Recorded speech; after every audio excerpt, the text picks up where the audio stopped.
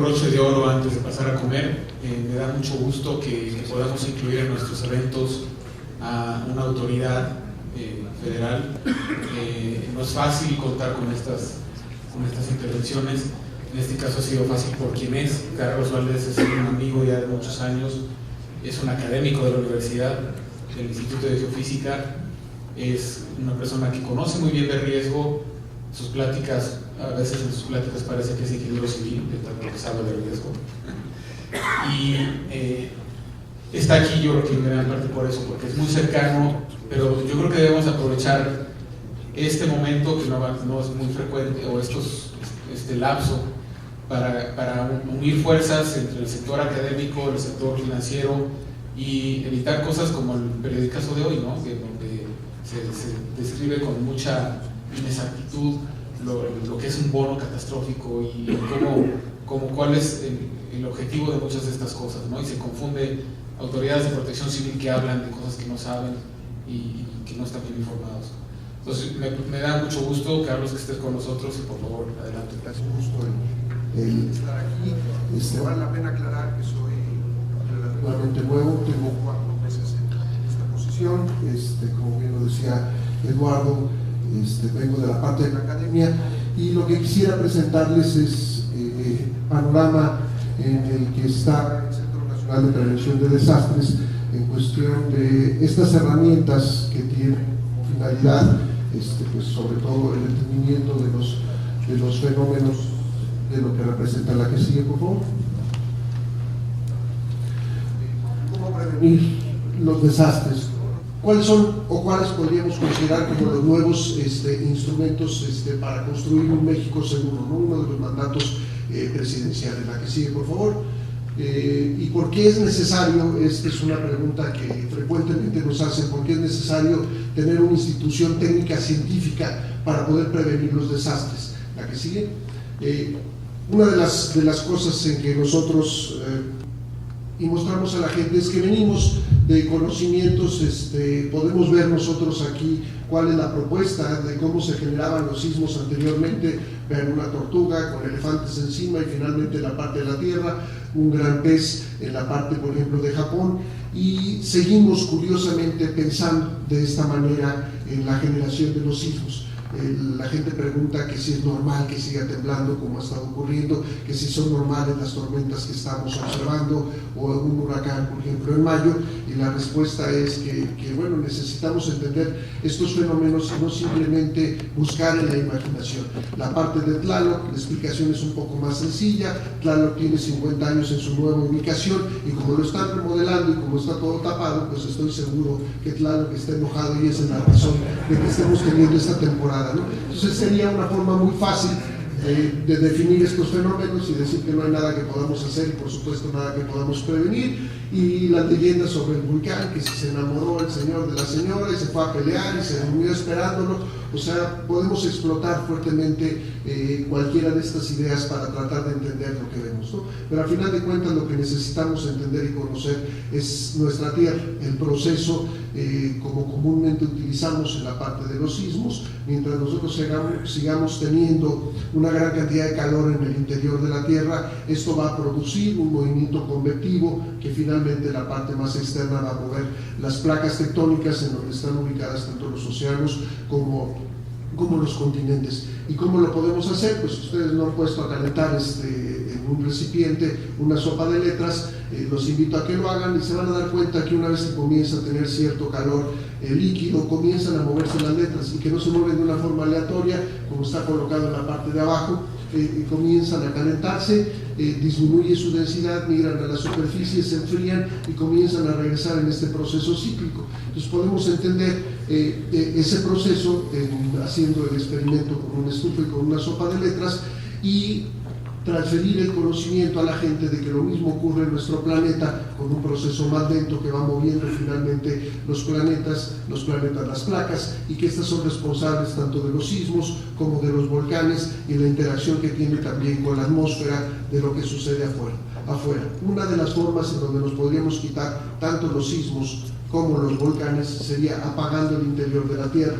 Si hubiera una forma de hacerlo, en efecto, los sismólogos nos quedaríamos sin trabajo, los que hacemos este tipo de investigaciones, pero también nos quedaríamos sin vida en el planeta, ¿no? Entonces, no es una respuesta sencilla, y al ver la distribución de las placas y la distribución en color amarillo en los sismos y en color rojo la presencia de los volcanes, y si vemos estos últimos sismos importantes a nivel mundial, pues vemos que todos ellos claramente al menos están en las regiones ya indicadas en donde sabemos que pueden ocurrir y presentarse los fenómenos. Entonces, el entendimiento de algo que parece tan simple, pues nosotros nos topamos inclusive con autoridades de protección civil a nivel estatal, en donde preguntan que si, por ejemplo, en Chihuahua no temblaba, ¿no? Y de repente están ocurriendo sismos, en la zona de Linares, que por qué está temblando, que si tienen que ver los sismos con el calentamiento global. Esa es una de las últimas solicitudes de información más frecuentes. Y la biosfera, la parte más delicada de la atmósfera, pues necesitamos entenderla y protegerla, ¿no? Es una capa muy delgada, y si nosotros no la cuidamos, tendremos situaciones mucho más delicadas. El conocimiento de nuestro planeta nos va a ayudar a entender estos fenómenos, diferentes formas de concebir la Tierra, pero al final de cuentas el entendimiento físico de estos fenómenos es importante. La parte del cambio climático requiere, ¿no?, ya de la aceptación, lo cual es un conocimiento generalizado, y la adaptación ante sus efectos. Podemos ver nosotros cambios climáticos importantes.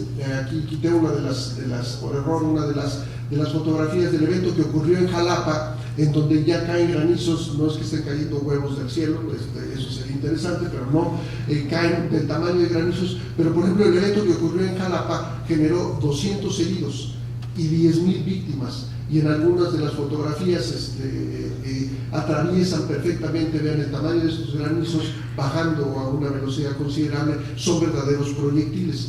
Y lo que es interesante, si vemos nosotros la latitud a la que se encuentra Jalapa, es casi la misma a la que se encuentra la Ciudad de México, y la distancia son menos de 150 kilómetros.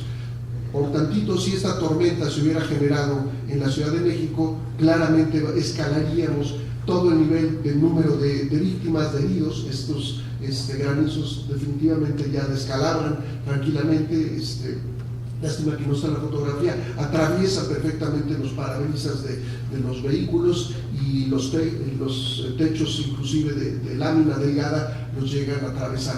Entonces, estos fenómenos, que obviamente sí ocurrían en el pasado, lo único que está sucediendo es que se intensifican, y que debemos nosotros entenderlos y conocerlos, y además prevenirnos ante ellos. En la parte de los volcanes, estoy seguro que el doctor Hugo Delgado ya habló de la parte de ellos, el entendimiento de qué es lo que pueden hacer y la afectación. Uno de los casos más interesantes es lo que ocurrió con este volcán en Islandia, el cual, sin tener nada que ver la parte de Europa, pone en jaque la economía, porque todos los aeropuertos no podían utilizarlos. Y de ahí entonces entramos a lo que sería la parte del CENAPRED, y es una institución técnico-científica de la Coordinación Nacional de Protección Civil, que está encargada de crear, gestionar y promover políticas públicas en materia de prevención de desastres y reducción de riesgos a través de la investigación, el monitoreo, la capacitación y la difusión, ¿no? La parte de las políticas públicas se vuelve un elemento muy importante, porque mientras nosotros no podamos legalizar que uno no se pueda sentar en un terreno sin haber conocido los riesgos a los que puede estar expuesto y cuál sería la penalización por hacerlo, la gente continuará diciendo: yo compré este terreno porque nadie me dijo que aquí podía suceder, por ejemplo, una inundación, como fue el caso de Acapulco, como lo es en otros lugares. Entonces hay que pasar de este conocimiento finalmente a políticas públicas. Dentro del CENAPRED ahora hay una subdirección de políticas públicas, y debe ser la subdirección a la que todo el resto del CENAPRED, sobre todo la dirección de investigación, debería de estar alimentando en esta dirección. ¿Y cuáles son de los elementos importantes? Pues la generación de un Atlas Nacional de Riesgos, una Escuela Nacional de Protección Civil, un Sistema Nacional de Alertas y un sistema de monitoreo. Pero antes de entrar a eso, la pregunta es: ¿cómo podemos ahorrar dinero con la prevención? Si ustedes reconocen, la persona que está apareciendo ahí es José María Tapia, que es el director general de la parte de lo que era antes el FONDEN, que ahora es la gestión integral del riesgo, y todo el mundo recurre a él. porque después de la emergencia, pues a él es al que hay que pedirle dinero, y lo que queremos hacer es quitarle el trabajo a él. A través de la parte de la prevención, lo que queremos cambiar es que el dinero que sea invertido en la parte preventiva va a ser un dinero que nos va a generar y nos va a ahorrar mucho dinero.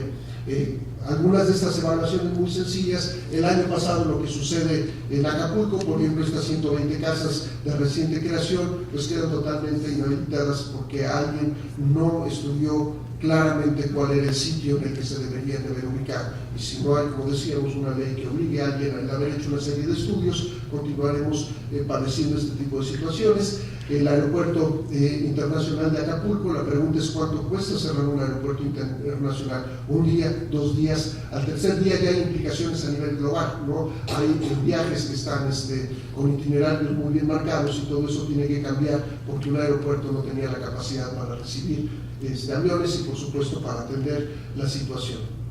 El costo en promedio, el valor bajo de la atención de Ingrid y Manuel el año pasado fueron aproximadamente 45,000 millones de pesos.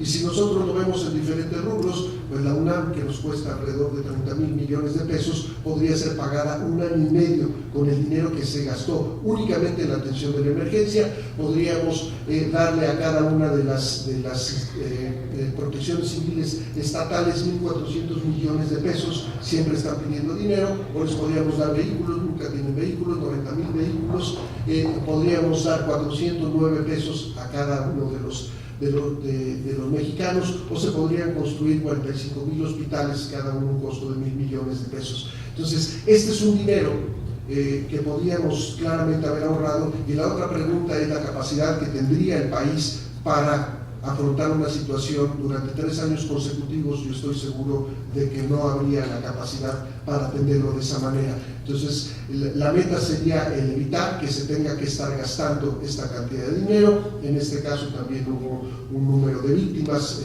por estas 2 tormentas, y eso sería por supuesto la principal y la primera preocupación.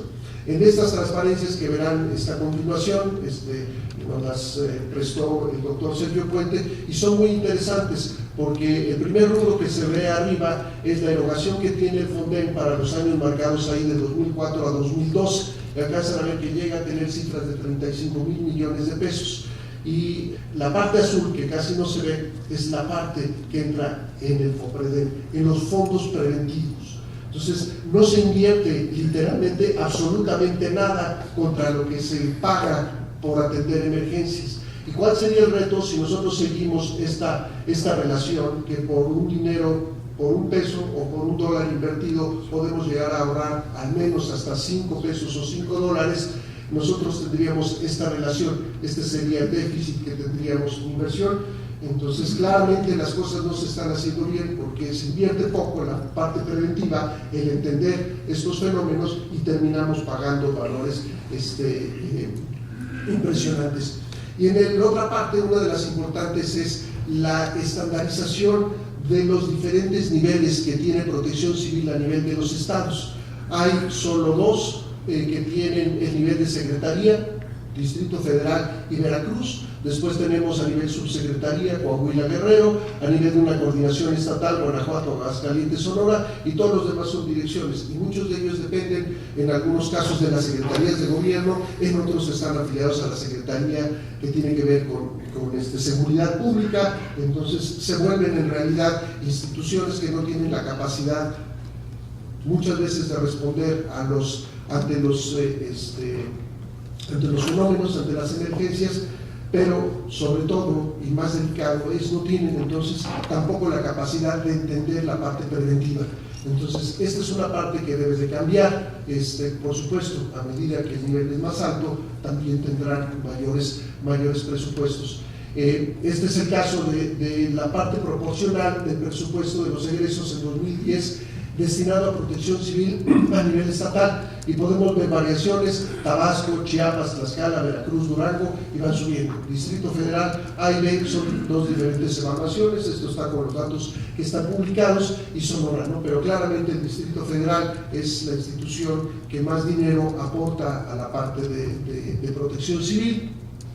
Y si lo vemos ahora como la prioridad presupuestal asignada a la protección civil del gasto público por categoría de la dependencia, vemos que los de la dirección son los que menos aportan. Aquí destaca Sonora en una parte de hacer coordinación, y en la parte de la Secretaría definitivamente son las instituciones que más dinero le aportan. Y lo que es interesante, ¿cuál es la relación entre los recursos que reciben vía el FONDEM contra el porcentaje de presupuesto asignado? Y curiosamente vemos a Veracruz aquí, en donde recibe la mayoría del porcentaje en la atención de la emergencia, a pesar de tener el nivel de secretaría. Y curiosamente en el Distrito Federal, en donde se invierte una gran cantidad de dinero en lo que es protección civil, pues lo que vemos es que el dinero que requieren del FOPREDEM para la atención de emergencia es literalmente cero o muy poco. Entonces las dos con más alto nivel están en la parte de abajo. Si vemos ahora los recursos recibidos vía FOPREDEM 2004-2012 contra el porcentaje asignado a protección civil en el 2010, seguimos viendo esa relación. Vemos que el Distrito Federal es quien más aporta y quien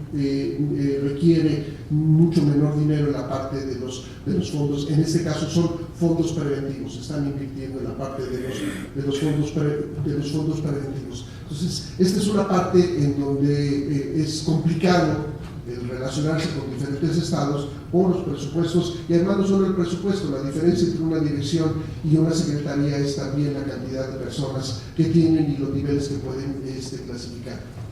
Pero entrando ya un poco más en las herramientas y hablando sobre la parte del Atlas Nacional de Riesgos, se define como un sistema integral de información sobre los agentes perturbadores y daños esperados resultado de un análisis espacial y temporal sobre la interacción entre los peligros, la vulnerabilidad y el grado de exposición de los agentes afectados. Y que es lo que se pretende que sea un marco de referencia para elaboración a través de políticas y programas en todas las etapas de la gestión integral del riesgo. Y esto está puesto en la ley como atribuciones, y una de las cosas que se observaba también frecuentemente es que diferentes instituciones, todos ellos tenían atlas, ¿no? Pemex tenía un atlas, la Secretaría de Comunicaciones y Transportes tenía un atlas, lo que era el CDSOL, lo que es SEDATU tenían un atlas, y lo que se está pretendiendo es que exista solo un atlas al que todo el mundo contribuye y transfiere la información, y que sea una herramienta común que sea utilizada además por todos los estados, por los tomadores de decisiones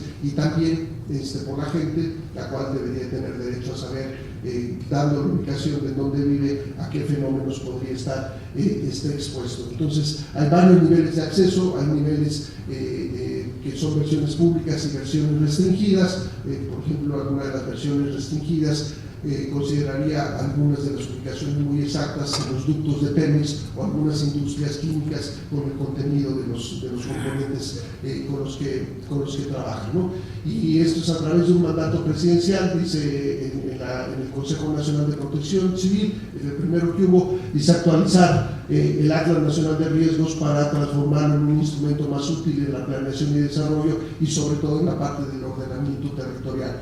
Y ahí hay un acuerdo con la parte de SEDATU, en donde SEDATU anteriormente financiaban atlas de riesgos a nivel municipal, y la idea es obviamente en ordenarlos. Ellos tienen la competencia del uso del suelo, y la parte del riesgo tendría que ser transformada o habilitada por la parte que le compete, en este caso a el SEDAPRED, y también sobre todo estandarizarlo.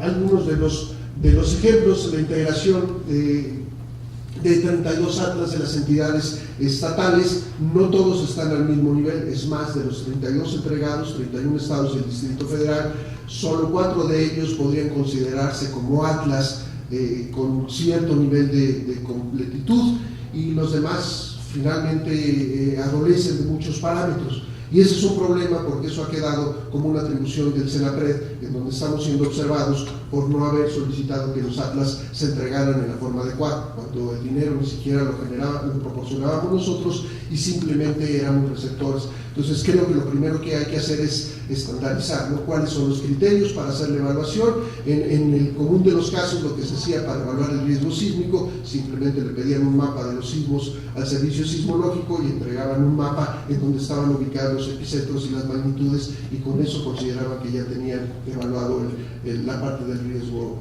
sísmico. Algunos de De las cosas que han variado, el nivel de las capas que contienen actualmente. Hace 3 años se trabajaba con menos de 600 capas y actualmente este número no está, no alcanza a ver. 38,000, de hecho el número está todavía más arriba. Sí, nada más el apuntador es el que ya no quiero apuntar, pero bueno, la parte de la derecha, ¿no? Son algunas de las estadísticas. La que sigue, por favor. Esta es una infografía, lo veremos más adelante en la parte de difusión de los productos, en donde explica un poco, de manera, estas infografías son documentos muy sencillos, en donde habla, por ejemplo, ahí está el número de capas actualizado, haber pasado de 632 a 65,000, el número de registros que se tienen, el número de instituciones que habían aportado esta información, de 3580. Claro, el número de capas de 632 a 65,000, el número resulta muy alto en el concepto, pero técnicamente son aproximadamente unas 2,000 capas las más importantes. Las otras son capas que se requerirían para hacer análisis, por ejemplo, particulares. Sí, por favor.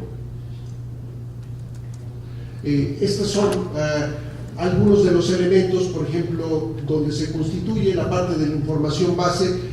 La ventaja que se tiene al tener el mandato del SENAPRED es que nosotros podemos requerir información, por ejemplo, a CONAGUA, al sector salud, utilizar esta información, pedirle en el formato requerido o adecuarlo, para con esto llevar a cabo los procesos, meterlo, por ejemplo, en la nube y finalmente el estar generando algunos de los productos. Este atlas se pretende que sea además un atlas dinámico, un atlas que es cambiante.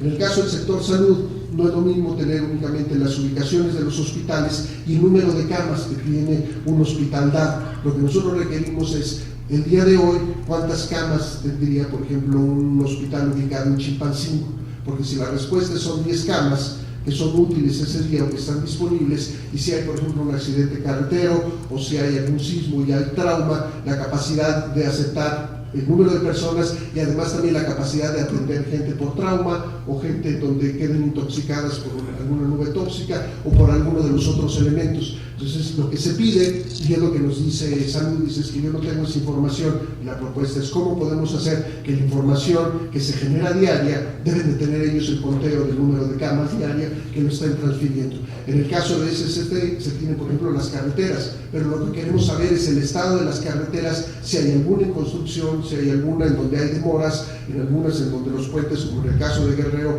hay que cruzarlos por otro lado. Entonces, esta información actualizada de manera diaria y en una manera automática es lo que requerimos para que este atlas entonces no solo nos permita hacer análisis en la parte preventiva, sino también para tomar decisiones ante una emergencia en particular. La que sí, por favor. Algunos de los ejemplos son herramientas para crear y guardar también escenarios. Hay algunas partes que sí son muy completas y en otras no. Esto depende de la alimentación de la información y el nivel de detalle que queremos, ¿no? Si la idea es tener la información de cada uno de los municipios, necesariamente requeriríamos de tener datos o atlas o la información que alimenta los atlas a nivel municipal. A nivel estatal es una región muy general. La que sigue, por favor.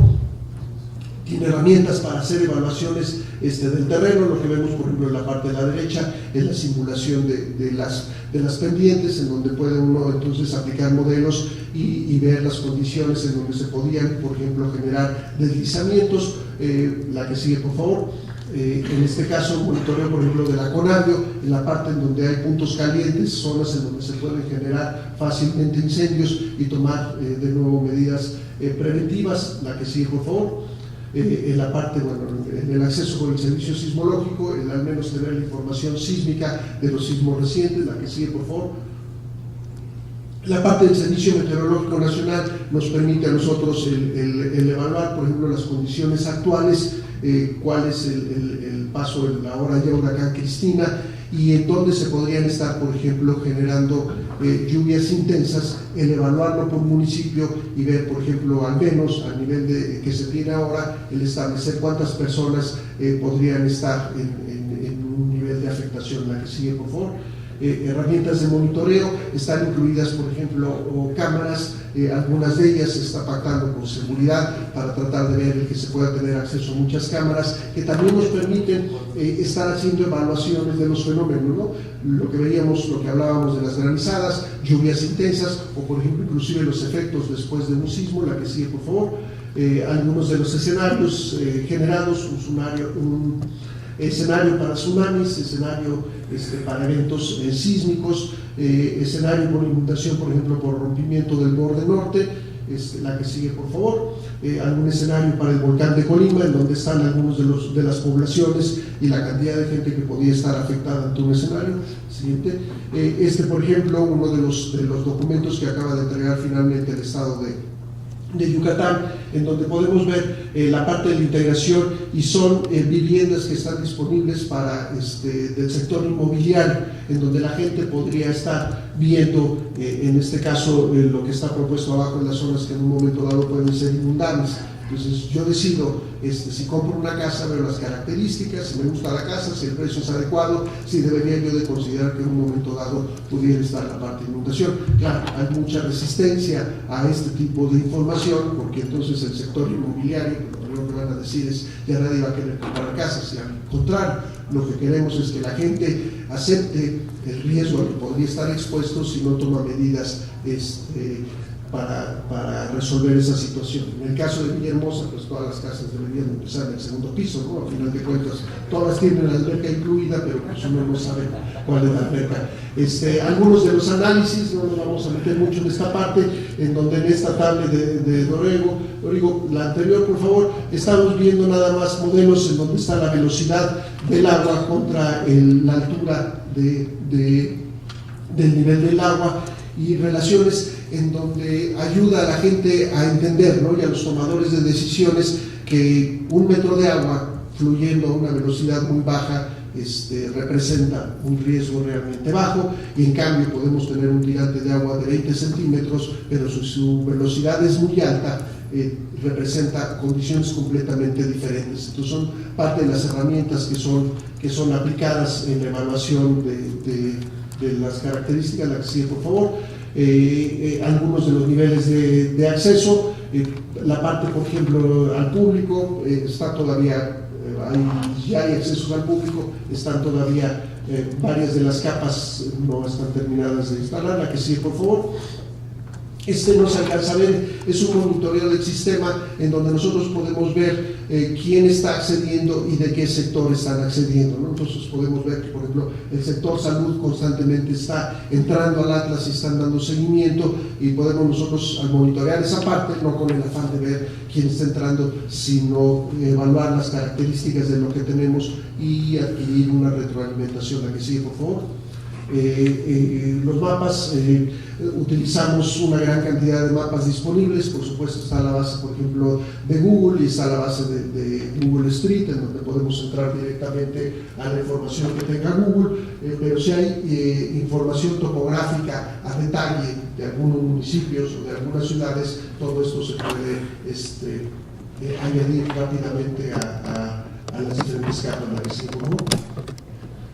De los riesgos de los que tenemos información, de los riesgos químicos, sanitarios, geológicos, hidrometeorológicos, y también la parte de los riesgos socioorganizativos. También ya hay una subdirección de riesgos socioorganizativos.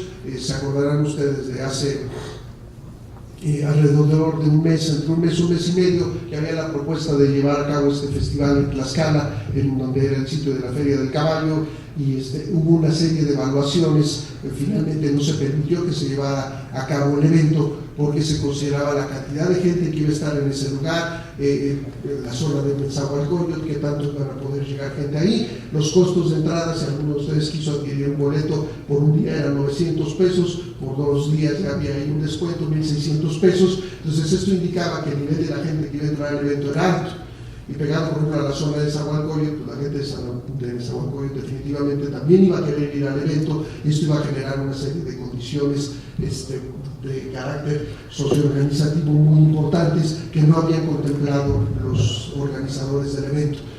Nosotros ya le habíamos comprado los boletos a la gente del área de riesgos socioorganizativos y finalmente pues un nuevo reto, ¿no? No para que fueran elementos, sino para que evaluaran las características. La que sí, por favor.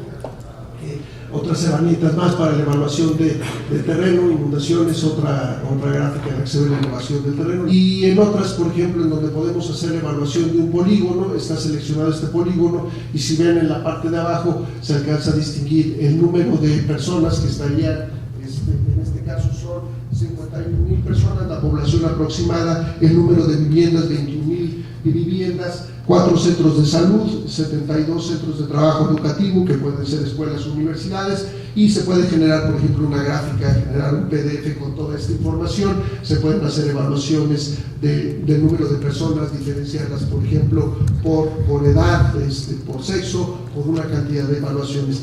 Todo esto es simplemente la conjunción de datos que genera, por ejemplo, el INEGI. Claro, sabemos que los censos del INEGI se hacen cada 5 años, pero también ellos llevan a cabo una evaluación, censos que son más generales, que hacen cada año a nivel municipal. Y esta información también estamos pidiendo que la alimenten, el tratar de alimentar en una forma más dinámica esta información y no tener que esperarnos 5 años, sobre todo para saber cuál es la población en ese momento. La que sigue, por favor. La parte otra vez del servicio sismológico, la que sigue, la integración de cámaras, ya lo habíamos visto, esto estaba en otro formato, y la parte de las redes sociales. Hemos incluido, por ejemplo, un sitio en donde podemos nosotros monitorear los twitters, aquellos de ustedes que tengan georreferenciado el celular y que manden un Twitter, y por ejemplo si nosotros hacemos la búsqueda de la palabra incendio y comenzamos a ver la georreferenciación de los datos que estén en incendio en una zona, nos está indicando que en efecto, por ejemplo, hay un elemento donde hay un incendio o en donde hay una explosión. Cuando teníamos la parte de Boris que estaba entrando en este lugar, metía uno la palabra en la búsqueda de Boris y veíamos nosotros que había mucha gente ubicando aquí. Entonces, la información que también nosotros estamos generando a través de la red puede en un momento dado ser útil para la toma principalmente de decisiones. La que sigue, por favor. Y en proceso estamos generando herramientas que son más sencillas, que pueden ser utilizadas en aplicaciones como sería el celular o el iPad, en donde uno puede ubicar en dónde está y darle una información muy simple de la parte, por ejemplo, con fenómenos hidrometeorológicos, tomando la información de Conagua o la información del servicio sismológico. Entonces el transformar estas herramientas también en un dispositivo o en donde uno pueda tener información en cualquier lugar en el que vaya. La que sigue, por favor. Y ahí cambiamos ya otro tema, ¿no? La parte de la Escuela Nacional de Protección Civil. Esa es otra de las preocupaciones que tenemos, en donde vemos la formación de la gente que integra Protección Civil a nivel estatal y a nivel federal, y no necesariamente tienen un perfil lo más adecuado posible. Son gente que muchas veces tienen experiencia, ya han estado 10 años en el cargo, pero que no tienen una formación bien estructurada. Y la otra parte es el realizar una prueba. Entonces se propone la creación de la carrera de técnico básico en gestión integral. Es una carrera que estará en línea y al mismo tiempo una prueba estandarizada para evaluar a las personas que ya tienen el tiempo y el certificarlas, ¿no? Entonces no le decimos que no, y la gente dice que yo tengo 20 años en el ramo, y dice uno, bueno, no debe de haber ningún problema en que pase la prueba, y si no pasa la prueba, pues la podrá seguir presentando o tomar el curso. La que sigue, brevemente algunas de las características de lo que deberían de saber los que salen de ahí, sería una persona que sea capaz de identificar los agentes perturbadores, identificar los riesgos para la comunidad, actuar dentro del marco legal de protección civil, participar en la aplicación de los protocolos de alertamiento para atender una emergencia, elaborar y ejecutar los programas internos, utilizar los planes de emergencia. La que sigue, por favor. Interpretar la simbología y los datos contenidos en un mapa de riesgos, participar en la formación de brigadas comunitarias, elaborar escenarios para evaluar los procedimientos de los planes de emergencia, apoyar las tareas de rescate a la población, participar en las acciones para atender a una población evacuada y finalmente apoyar en las tareas de recuperación. Entonces esta es la idea, el lograr al menos que se tenga este tipo de información. La que sigue, por favor. De ahí nos pasamos a otro de los elementos importantes, que es la difusión de la información de la cultura para la protección y la prevención, ¿no? Y esta es una estrategia permanente con un alcance nacional que implica la regionalización y sectorización de públicos en función de su exposición y vulnerabilidad. Es muy importante la percepción que tiene la gente, por ejemplo, en Chiapas, de la llegada de un huracán, ¿no? Literalmente podríamos decir que lo padecen. En cambio, en las zonas nortes, en el estado de Chihuahua o en el estado de Coahuila, ellos con mucho gusto le darían la bienvenida a un huracán por las sequías que tienen y porque son los huracanes los que fortalecen la parte de sus presas y demás. Entonces necesitamos entender esa parte. La participación de la campaña de difusión en protección civil es una instrucción también a nivel presidencial. La que sigue, por favor. Apoyo a las campañas a través de diversos medios de diversificación, y aquí tenemos otra infografía, por ejemplo, en el concepto del invierno, qué es lo que habría que hacer para protegerse, una serie de evaluaciones. Hay, por ejemplo, una infografía de cuando se acerca el ciclón, cuando se aleja el ciclón, cuando hay inundaciones, qué hacer para evaluar ese tipo de cosas. La que sigue, con la producción de más de 200 títulos, este es un poco de comercial, aquí hay que ponerlo, si no, no nos dejan venir, el número de títulos publicados, los programas permanentes de distribución de publicación para satisfacer la demanda. La que sigue, por favor. Y algunos de los números. En 2013 se atendieron 580 solicitudes, se distribuyeron este número de publicaciones y se pretende ampliar el alcance del programa de difusión, si se puede descargar 160 títulos vía internet. Y una de las cosas que estamos viendo es que necesitamos nosotros estar a la par con la tecnología, ¿no? A través de Twitter se está enviando información. Si ustedes, por ejemplo, siguen al Coordinador Nacional de Protección Civil, estarán viendo que frecuentemente está mandando recomendaciones acerca de qué hacer y atender una tormenta tropical, cuando hay un incendio, cuando hay un sismo, el tipo de acciones que hay que tener. Entonces hay que estar modificando esta información. Lo que nos encontramos nosotros era una gran cantidad de documentos, todavía en blanco y negro, documentos muy extensos que hablaban de los sismos, de los huracanes, de los tsunamis, de las inundaciones, que era muy complicado y costoso el estar duplicando, y lo que queremos hacer es que esta información sea mucho más ágil y que no tenga que ser únicamente por medios de publicación, sino a través del internet y descarga rápida. La que sigue, por favor. El Sistema Nacional de Alertas, que es otra de las atribuciones, también no es que nosotros queremos un Sistema Nacional de Alertas, sino que seamos los que reciben la información de todas estas instituciones y las estemos principalmente añadiendo a la parte del Atlas, toda la información de Conagua, de Conavio, de lo que tiene que ver con sismos, lo que tiene que ver con volcanes, y que esta información estemos transformando y, si es necesario, emitir alertas a través de la recopilación de manera ordenada y constante de toda esta información. La que sigue, por favor. Algunos de los monitoreos que se llevan a cabo en el CENAPRED, principalmente la parte del volcán, algunas de las cuencas hidrometeorológicas que se monitorean, algunas estaciones sismológicas. No tendría la capacidad definitivamente el CENAPRED de hacerlo o de competir con institutos como sería ingeniería, como sería geofísica, pero lo que sí tenemos o debemos de organizar es la captación de toda esta información. La que sigue, por favor.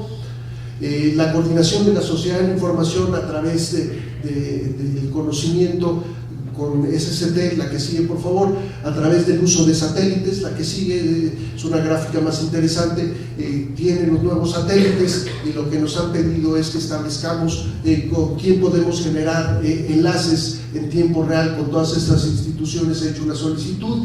Inicialmente nosotros considerábamos que al menos el enlace de última milla tendría que ser pagado por estas instituciones, y la respuesta es no. SCT absorbería absolutamente toda la transmisión de la información. Entonces lo que estamos haciendo es, como pueden ver aquí, esta Marina, esta Sedena, información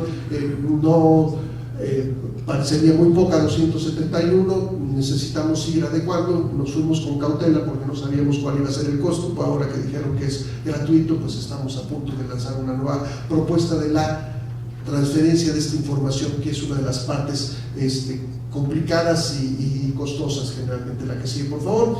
Y con esto, ¿cuál es la visión? Pues la visión es que prevenir es vivir, que prevenir también ahorra dinero, y las herramientas, como ya se comentó, sería a través del uso del Atlas Nacional de Riesgos, de la Escuela Nacional de Protección Civil, de un Sistema Nacional de Alertas y de la difusión de la cultura de la protección civil. Con la que sigue, terminamos. Muchas gracias por su atención.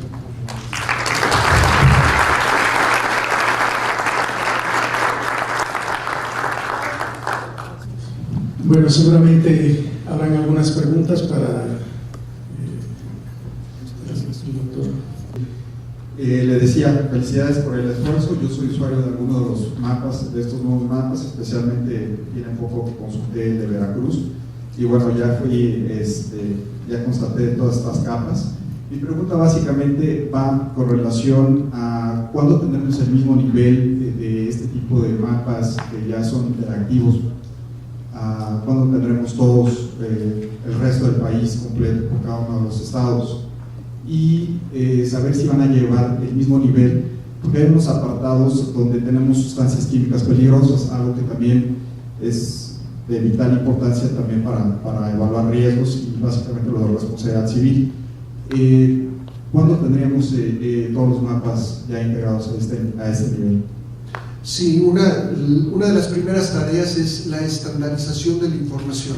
O sea, sí es imposible que, por ejemplo, por supuesto, Senapred pudiera llevar a cabo toda la generación de los atlas, sobre todo a nivel municipal, pero lo que se quiere es que haya instituciones que están certificadas, instituciones que no cualquier institución necesariamente haga el atlas mientras no entienda cuáles son los parámetros adecuados y estandarizados. Entonces, lo que se pretende es tener una norma de cómo debería de estar la información, por ejemplo, la información que se recibe sísmica, la información competente a las áreas de inundación, y continuar. Eso ha sido un acuerdo, por ejemplo, con Sedatu, que tenían recursos para autorizar a los municipios, y es que en realidad se hagan de manera adecuada. Sí hay algunos que se han entregado atlas que son completos con la información en la manera correcta, y como lo decíamos, otros que literalmente se entregaron en PDFs, ¿no? Un PDF no sirve absolutamente para nada, y así se entregaron y así se pagaron. Entonces, que esté en proceso de estandarización, y quien así lo quiera hacer, simplemente que siga esas reglas, que tenga el acceso del dinero, ya sea de Sedatu o a través del FOPREDEM, que también era una de las restricciones para que FOPREDEM pudiera autorizar dinero para otros proyectos. El primer proyecto que se tenía que tener era el del Atlas, y lo que hemos encontrado es que había estos proyectos deberían de estar terminados en un año, y tenemos todavía pendientes proyectos del 2004, desde 2007, del 2008, y es un verdadero problema, porque cuando se le pide a las instituciones que vengan para tratar de ayudarlos a terminar el trámite, pues lo primero que dicen es que esto fue autorizado con las autoridades, con administraciones, en algunos casos hace 2 administraciones. Entonces, lo que se está tratando de hacer es cerrar esa información. Hay que llegar hasta generar los libros blancos y comenzar de nuevo con esta autorización de proyectos, si se quiere, de hacer un atlas, pero simplemente que contenga la información como debe de ser. Entonces, este proceso yo espero que lo que se haga sea de forma correcta. No hay más, mientras no se le añada esa información a este atlas de manera adecuada, es una herramienta que no va a funcionar. Y lo que estamos utilizando pues son ejemplos, ¿no? Ejemplos de instituciones que ya lo han hecho. Por ejemplo, Baja California es uno de los que han entregado muy poca información, ¿no? Apenas se están haciendo, y a nivel estatal finalmente se recibió la información de todos los estados. Insisto, no es pareja, no es completa, hay alguna que literalmente sirve muy poco. ¿Qué estados tenemos ahorita los mapas interactivos? Bueno, tuve la suerte de consultar el de Veracruz, que era lo que necesitaba, pero ¿qué otros estados tenemos este nivel? Por ejemplo, Yucatán, Campeche también es uno de los que están más completos y que tienen información adecuada. Entonces hay varios, no podemos poner ahí cuáles son los mejores porque nos van a regañar si decimos por estado. Ellos simplemente han cumplido con entregarlo, ¿no? Esa era una condición. Por ejemplo, en el caso del Distrito Federal también finalmente se entregó. En algunos de ellos han solicitado que no se distribuya el acceso, y pues el acceso tiene que ser, de nada sirve un atlas si finalmente todo el mundo no tiene acceso a él para tomar decisiones. Otra última pregunta. No entendí muy bien el acceso ilimitado por segmento satelital para todas estas empresas. ¿Qué nos van a ayudar? ¿Qué nos va a ayudar ese tipo de acceso, bueno, ilimitado de segmento satelital? Por ejemplo, en el caso en el área que me compete un poco más, la parte de la transmisión de información sismológica, ¿no? En algunos de los puntos que queremos monitorear por las condiciones para instalar una estación que cumpla los requisitos de un sitio tranquilo, para poder tener las mediciones adecuadas, no necesariamente uno dice en cualquier lugar debe haber internet, o lo puedo hacer por celular, pero no son enlaces que garanticen la transmisión de la información. Y una de las mejores formas de hacerlo es con un enlace de tipo satelital, es más robusto, no es que no pueda suceder, pero es más difícil que se caiga un satélite, al menos no ocurre frecuentemente, y sobre todo si SST lo que se está dando cuenta es que es un satélite con grandes capacidades y lo que necesitan es el utilizarlo, ¿no? Para justificar, yo consideraría, el gasto en uso del satélite. Entonces a nosotros nos pidieron que identificáramos las instituciones que tenían interés en transmitir, así se hizo, quedaba al principio, como lo decía, esa idea de que una parte iba a tener que ser pagada por el usuario, y finalmente nos dijeron hace menos de 2 semanas que no, que ellos están considerando el pago completo de la transmisión. Entonces pues la idea es usarlo y después solicitar más transferencia de datos, no solo de la parte que estamos adecuados, por ejemplo un monitoreo de las condiciones simplemente de emisión de gases en las grandes ciudades,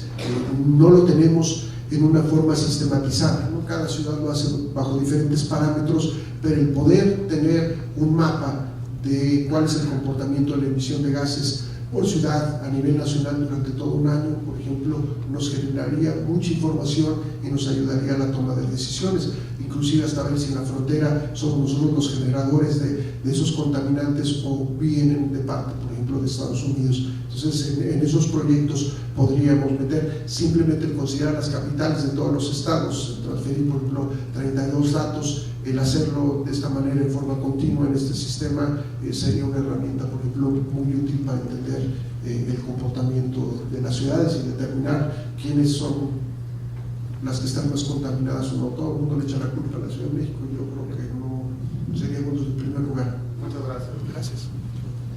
¿Alguna otra pregunta?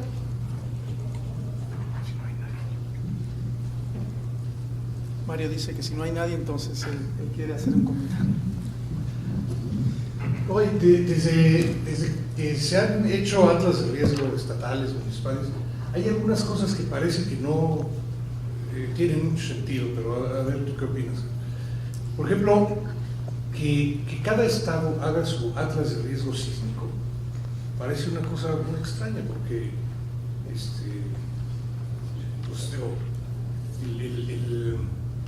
y eso es una fuente de heterogeneidad, ¿no?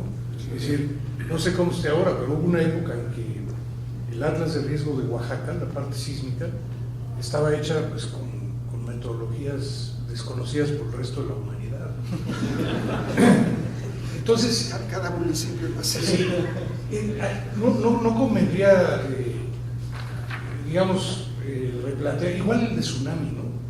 Es decir, el atlas de riesgo de tsunami de Guerrero y de Michoacán, pues por lo menos deberían coincidir en la frontera, en fin, ¿no?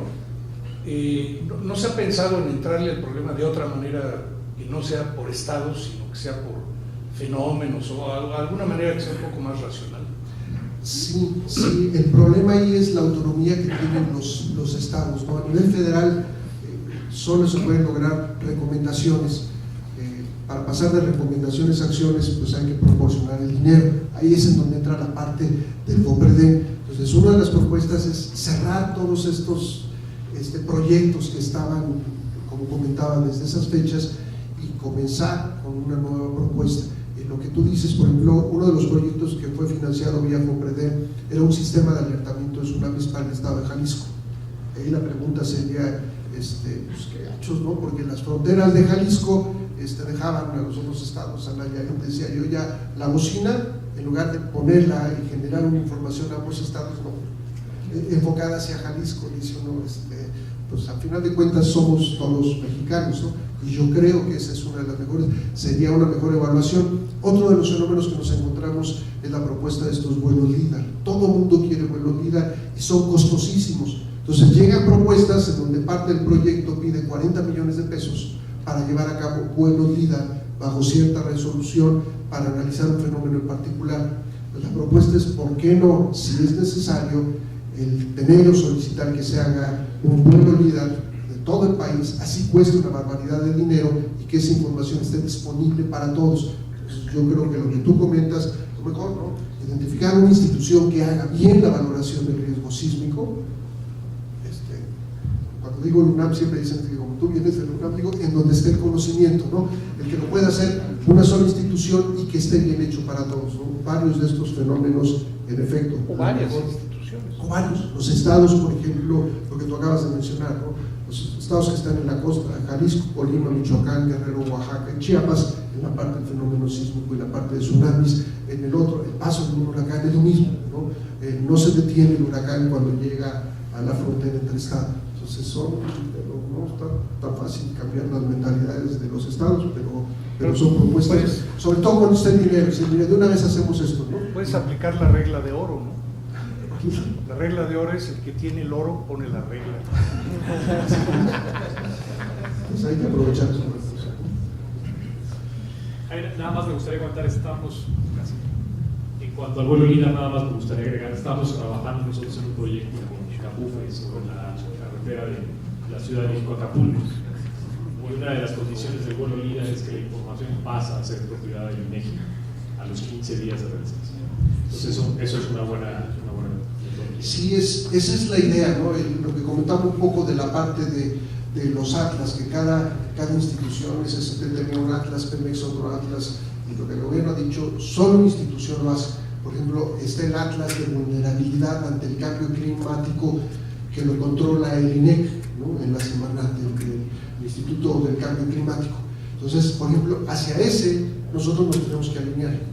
Como Senapred, nosotros transferimos información hacia ellos en lo que tiene que ver con el cambio climático. Y claro, ellos tienen puesta ahí la palabra vulnerabilidad. Y todos los demás que quieran hacer algo, cualquier tema del cambio climático, tienen que organizarse y ordenarse con el INEC. Entonces, al menos, si comienza a haber este orden, estaremos el dinero juntando, en vez de que cada estado, como lo hacía, cada estado quiere tener su vuelo LIDAR, y otra vez el vuelo LIDAR terminaba aquí, llega a la frontera del estado y que se dé la vuelta a la vida, ¿no?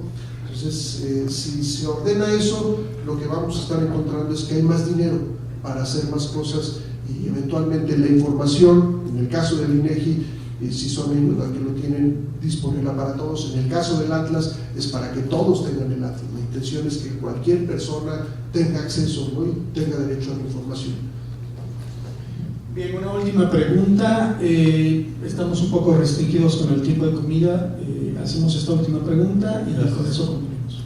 Bueno, hablando de atlas de riesgo de tsunami y de terremotos, o sea, me parece extraño que le digan a cada estado, oye, pues invéntate tu metodología y pues danos un atlas, ¿no? ¿No sería precisamente RN un conducto que por experiencia pues es el que nos puede dar una excelente opinión?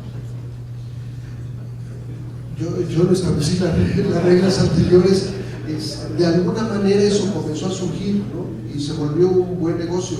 Y creo que es un buen negocio tener un buen atlas. El problema es que no todos fueron buenos atlas. Si se utiliza la tecnología y la rigurosidad, utiliza por ejemplo una compañía, estaría muy bien, ¿no? El problema es que eso se volvió un vicio desde que inició esto, desde el 2003.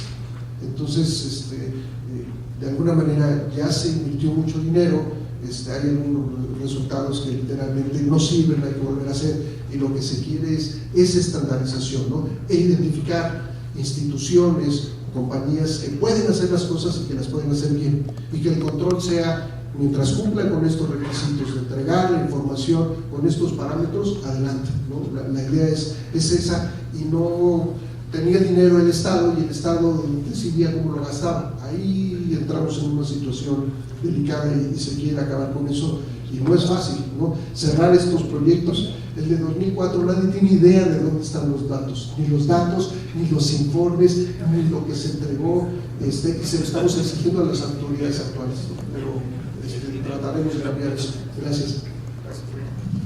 Bueno, olvidémonos de Arena porque es ponerse una camiseta con intereses particulares, pero hemos hecho proyectos para el gobierno federal a través de la Secretaría de Hacienda. Por ejemplo, el Atlas de Riesgos de Sismos ya está listo, ya está en una computadora, se llama RFONDEM, y en varias versiones. ¿Para qué replicarlo? ¿Para qué volverlo a hacer? Etcétera. Entonces, como que hay mucho que platicar y mucho que trabajar juntos, ¿no? Bueno, sí, como decía Leonardo, pues tenemos que pasar a comer, ya tenemos hambre y además se fría la sopa. Entonces, démosle un agradecimiento.